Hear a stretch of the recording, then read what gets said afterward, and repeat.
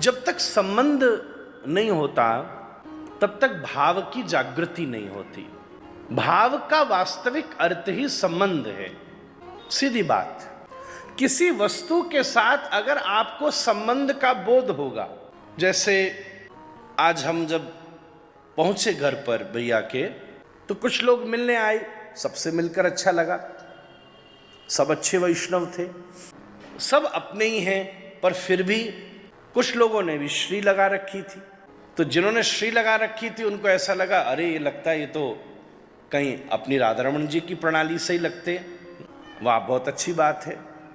सभी अपने हैं, हम पहले ही कह रहे हैं। पर जब एक छोटी से निशान ने, एक छोटे से चिन्ह ने इस बात का बोध करा दिया कि ये तो अपनी ही प्रणाली से। अब इसमें एक और बात आई, कोई जन मिले, हमको परिचय कराया, हो सकता है हम बचपन से, उन्हें ये लगा कि हम नहीं जानते, पर हमने कहा हम जानते हैं, हम महाराज आपके बाबा के शिष्य हैं। वो हमारे पास क्यों आए?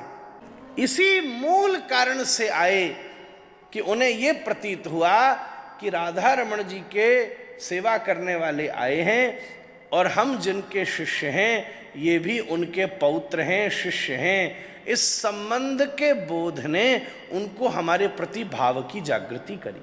सीधी बात है।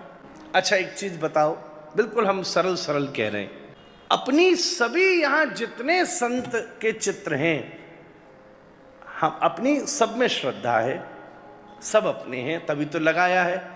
पर उसमें भी अगर अपने गुरु जी का चित्र हो तो थोड़ी नजर पहले जाएगी कि नहीं जाएगी, ये बताओ।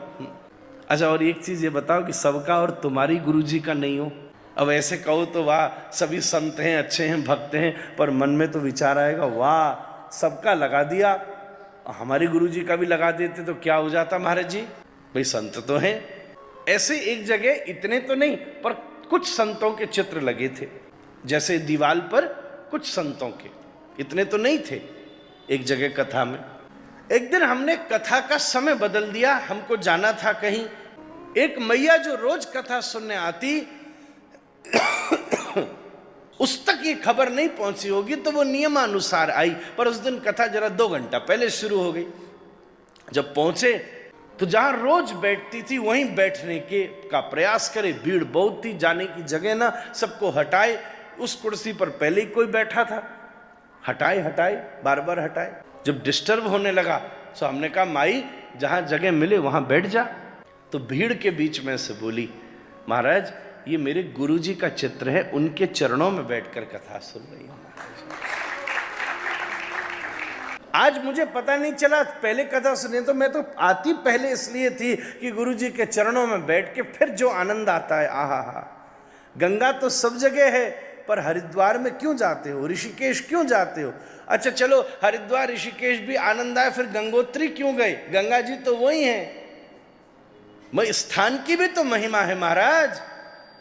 कथा तो सब जगह एक सी आवाज आ रही है, पर जब मैं ये भाव करती हूँ कि गुरु चरणों में बैठकर कृष्ण कथा सुन रही हूँ, केवल यही भाव मेरे भजन को कहाँ तक ले जा रहा है, मैं क्या बताऊँ महाराज। जब भीड़ में से ये बोली ये मेरे गुरुजी हैं, मैं इनके चरणों में बैठकर सुनती हूँ। आज कथा शुरू हो गई जल्दी, सो हमने जो बैठे थे बीच में उससे कहा माई उठ जा बैठने दे उसको। सही कह रही है। संबंध का बोध हो जाए तो भाव की जागृति होती है। इसलिए जैसे आप कथा में आओ तो जरूर ये देखोगे क्या कोई अपनी पहचान का बैठा है क्या? वो कहां बैठा है हमारा मंडल वाला, उसके पास बैठे और आनंद आएगा। वैसे एक बात जरूर है, परिचित के साथ में बैठो तो कथा कम ही सुनाई में आती है, क्योंकि फिर और 10 चीजें होती हैं बात करने को। अपरिचित के पास बैठो तो क्या बात करोगे, कथा ही सुनोगे। परिचित के पास बैठो तो वो फिर कुछ न कुछ बात छेड़ ही लेगा, कल कौन सी शर्ट पहनकर आएगा तू, कुछ नहीं तो यही पूछ लेगा। ध्यान दीजिए। इसलिए बस ठाकुर जी के साथ संबंध बन जाए, इतनी सी बात है। इसलिए हमारे